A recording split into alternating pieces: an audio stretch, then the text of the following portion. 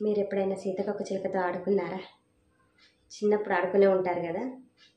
వాటి చిన్నప్పుడు ఆ సీతాకోక చిలుక రెక్కల్ని ఇలా రబ్ చేసినప్పుడు వాటికి ఉన్న కలర్ అంటుతుంది. ఆ కలర్ని మనం నుదుటిని బొట్టులాగా పెట్టుకునే వాళ్ళం. గుర్తుందా? ఎవరైనా ఇలా చేసుంటే కింద కామెంట్ చేయండి. ఇలా సీతాకోక చిలుక రెక్కలతో వచ్చిన ఆ కలర్ని, ఆ బొట్టుని మనం నుదుటి బొట్టుగా పెట్టుకున్నప్పుడు అంటే రాత్రులు పడుకున్నప్పుడు భయపడే విధంగా కలలు రావని అనేవారు. ఇదేంటి, ఏం చెప్తున్నా అని ఆలోచిస్తున్నారా? ఆగండి, అక్కడికే వస్తున్నా. నేను చెప్పబోయే కథ కూడా వాటి గురించి.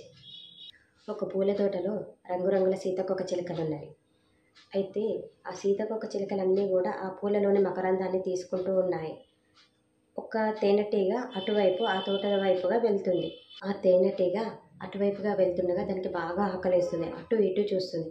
ఎక్కడ చూసినా కూడా తనకి ఏమీ కనిపించలేదు. ఇంకొంచెం ముందుకు వెళ్ళాక ఈ పూల తోట కనిపిస్తుంది. అయితే ఆ పూల తోటలోకి వెళ్ళి ఒక పువ్వుపై వాలుతుంది. తేనెటీగ ఆ తేనెను తినే టైంలో ఒక సీతాకోక చిలుక వస్తుంది. వచ్చి, ఎవరు నువ్వు, ఇక్కడికి ఎందుకు వచ్చావు అని అడుగుతుంది.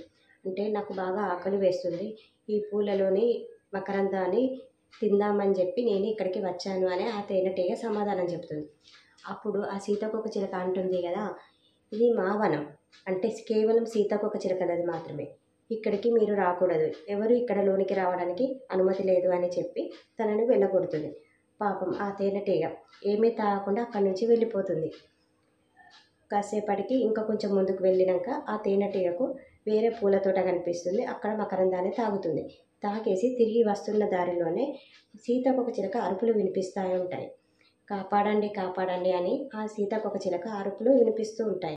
అప్పుడు ఆ తేనెటీగ అరుపులు వినిపిస్తున్నాయి అని ఆ పూలవనంలోకి వస్తుంది. ఆ సీతాకోక చిలుక అరుపులు వినిపిస్తున్నాయి. ఆ సీతాకోక చిలుకను ఒక పిల్లవాడు పట్టుకొని దాని రెక్కలను బాగా నలిపేస్తున్నాడు. ఆ సీతాకోక చిలుకకు నొప్పి వేసి కాపాడండి కాపాడండి అని అరుస్తుంది. అది విన్న ఆ తేనెటీగ ఆ పిల్లవాడిని కరుస్తుంది. అప్పుడు అది తేనెటీగ కరిచాక ఆ పిల్లవాడు దానిని వదిలిపెట్టేసి ఏడుస్తూ ఇంటికి వెళ్ళిపోతాడు. అప్పుడు ఆ సీతాకోక చిలుక, నన్ను క్షమించు, నేను నీకు మా తోటలోకి వచ్చి నువ్వు తేనె తాగుతుంటే నేను నిన్ను వెళ్ళగొట్టాను, కానీ ఆ కోపం కూడా పెట్టుకోకుండా నా ప్రాణాలు కాపాడావు, మీకు చాలా ధన్యవాదాలు అని సీతాకోక చిలుక చెబుతుంది. అప్పుడు తేనెటీగ నవ్వి అక్కడి నుంచి వెళ్ళిపోతుంది. ఇప్పుడు అర్థమవుతుందా నేనేం చెప్పాలనుకుంటున్నానో మీలో ఎవరికైనా? అది ఏంటి, దీనిలో ఉన్న నీతి ఏంటిది అని చెప్పి మీరు ఒకసారి అనుకుంటే నాకు కింద కామెంట్ చేయండి. ఇందులో 2 రకాల నీతులుగా మనం చెప్పుకోవచ్చు. ఒకటి, మనం మంచి చేస్తే మంచి జరుగుతుంది, చెడు చేస్తే చెడే జరుగుతుంది. అవునా? అంటే ఆ సీతాకోక చిలుక తేనెటీగకు ఆహారం ఇవ్వకుండా తనను అవమానించి పంపించినందుకు ఆ పిల్లవాడి చేతిలో తనకి ఇబ్బంది కలిగింది. అవునా?